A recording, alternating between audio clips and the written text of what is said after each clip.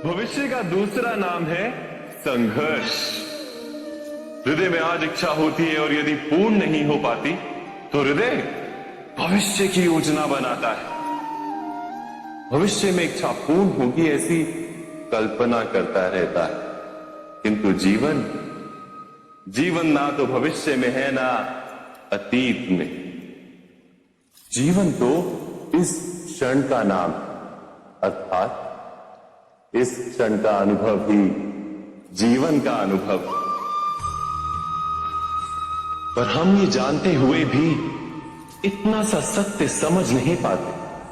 या तो हम बीते हुए समय के स्मरणों को घेर कर बैठे रहते हैं, या फिर आने वाले समय के लिए हम योजनाएं बनाते रहते हैं और जीवन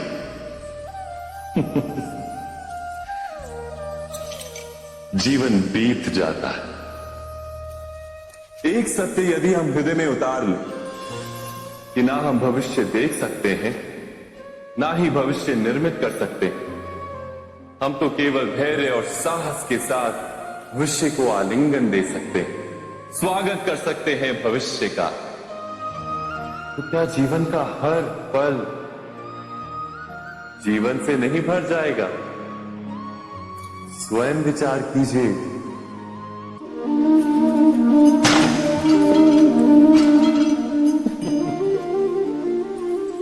कभी कभी कोई घटना मनुष्य के जीवन की सारी योजनाओं को तोड़ देती और मनुष्य उस आघात को अपने जीवन का केंद्र मान लेता।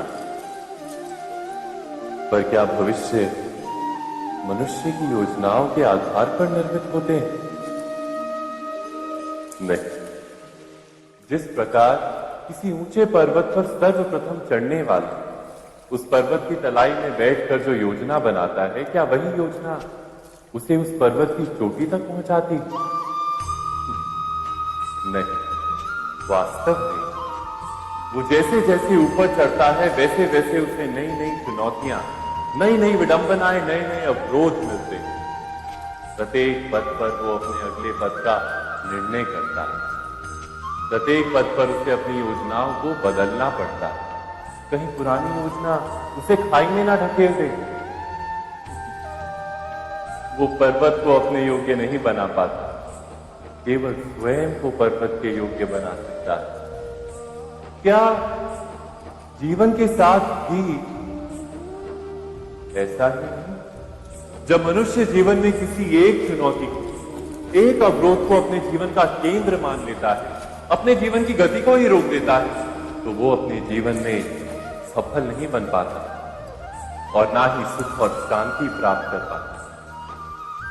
अर्थात जीवन को अपने योग्य बनाने के बदले स्वयं अपने को जीवन के योग्य बनाना ही सफलता और सुख का एकमात्र मार्ग नहीं। स्वयं विचार कीजिए।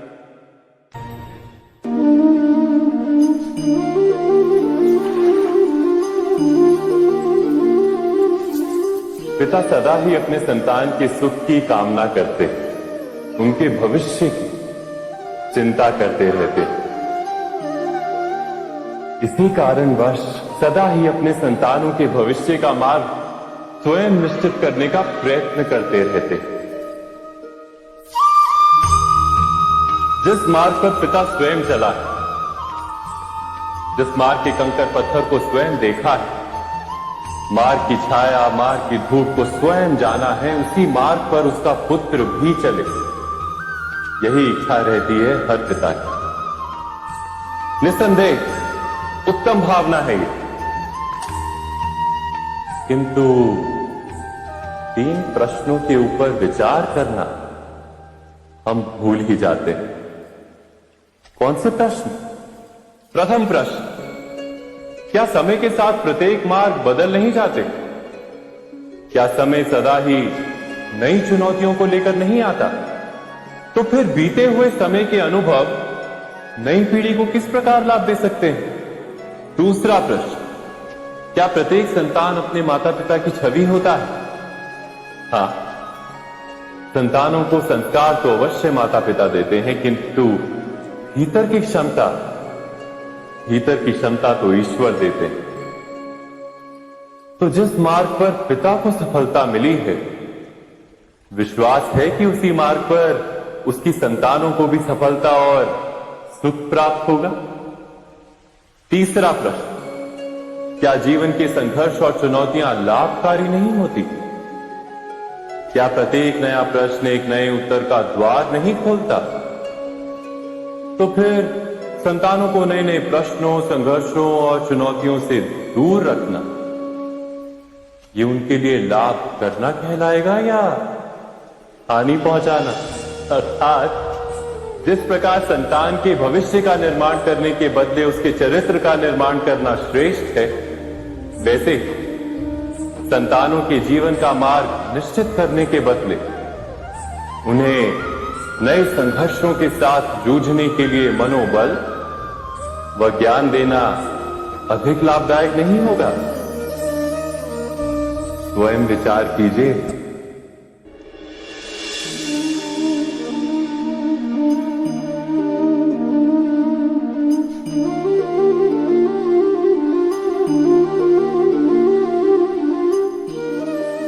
जीवन का हर क्षण निर्णय का क्षण होता है। प्रत्येक पद पर दूसरे पद के विषय में कोई निर्णय करना ही पड़ता है और निर्णय अपना प्रभाव छोड़ जाता है। आज किए गए निर्णय भविष्य में सुख अथवा दुख निर्मित करते हैं, ना केवल अपने लिए, अपने परिवार के लिए, आने वाली पीढ़ियों के लिए।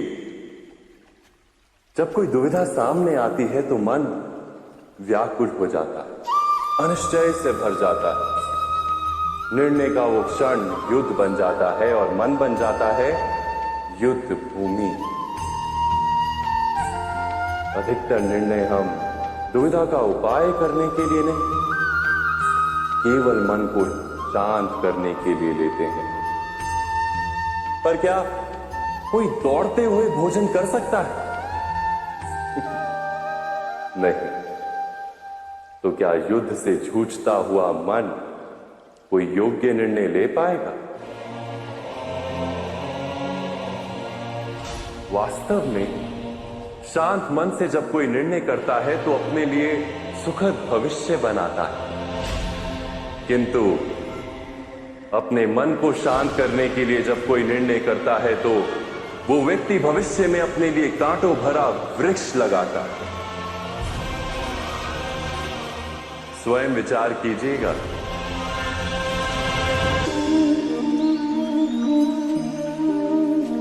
सबके जीवन में ऐसा प्रसंग अवश्य आता है कि सत्य कहने का निश्चय होता है हृदय में, किंतु मुख से सत्य निकल नहीं पाता। कोई भय मन को घेर लेता है। किसी घटना अथवा प्रसंग के बारे में बात करना या फिर स्वयं से कोई भूल हो जाए उसके बारे में कुछ बोलना, क्या ये सत्य है? नहीं, ये तो केवल तथ्य है। अर्थात जैसा हुआ था वैसा केवल बोल देना सामान्य सी बात है। किंतु कभी कभी उस तथ्य को बोलते हुए भी भय लगता है।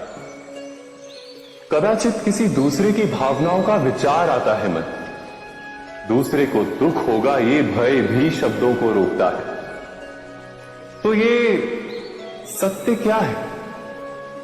क्या हमने कभी विचार किया है? जब भय रहते हुए भी कोई तथ्य बोलता है तो वो सत्य कहलाता है। वास्तव में सत्य कुछ और नहीं, केवल निर्भयता का दूसरा नाम है। और निर्भय होने का कोई समय नहीं होता, क्योंकि निर्भयता आत्मा का स्वभाव है। अर्थात क्या प्रत्येक क्षण सत्य बोलने का क्षण नहीं होता?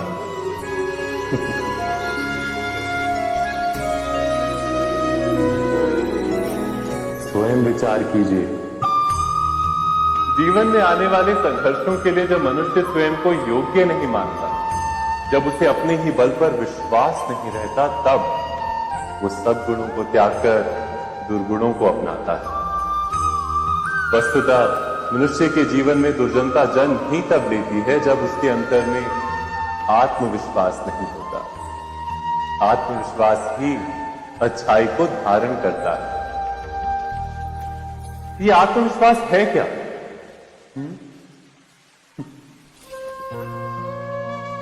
जब मनुष्य ये मानता है कि जीवन का संघर्ष उसे दुर्बल बनाता है, तो उसे अपने ऊपर विश्वास नहीं रहता। वो संघर्ष के पार जाने के बदले संघर्ष से छूटने के उपाय ढूंढने लगता है। किंतु जब वो ये समझता है कि ये संघर्ष उसे अधिक शक्तिशाली बनाते हैं, ठीक जैसे व्यायाम करने से देह की शक्ति बढ़ती है, तो प्रत्येक संघर्ष के साथ उसका उत्साह बढ़ता है।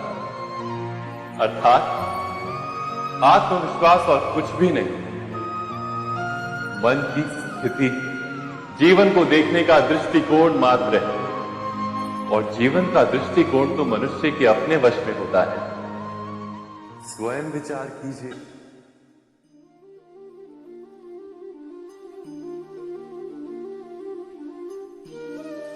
ज्ञान प्राप्ति सदा ही समर्पण से होती है, यह हम सब जानते हैं। किंतु समर्पण का वास्तविक महत्व क्या है? क्या हमने कभी विचार किया? मनुष्य का मन सदा ही ज्ञान प्राप्ति में विभिन्न बाधाओं को उत्पन्न करता है। कभी किसी अन्य विद्यार्थी से ईर्ष्या हो जाती है, कभी पढ़ाए हुए पाठों पर संदेह जमता है, और कभी गुरु द्वारा दिया गया दंड मन को अहंकार से भर देता है। नहीं, क्या ऐसा नहीं होता? न जाने कैसे कैसे विचार मन को भटकाते हैं, और मन की इसी अयोग्य स्थिति के कारण हम ज्ञान प्राप्त नहीं कर पाते। मन की योग्य स्थिति केवल समर्पण से निर्मित होती है।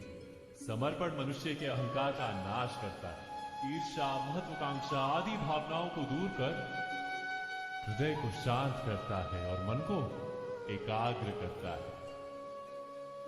वास्तव में ईश्वर की सृष्टि में ना ज्ञान की मर्यादा है, ना ज्ञानियों की। गुरु दत्तात्रेय ने तो गाय और श्वान से भी ज्ञान प्राप्त कर लिया था। अर्थात विषय ब्रह्म ज्ञान का हो, या जीवन के ज्ञान का, या गुरुकुल में प्राप्त होने वाले ज्ञान का, उसकी प्राप्ति के लिए गुरु से अधिक महत्व है उस गुरु के प्रति हमारा समर्पण। क्या ये सत्य नहीं?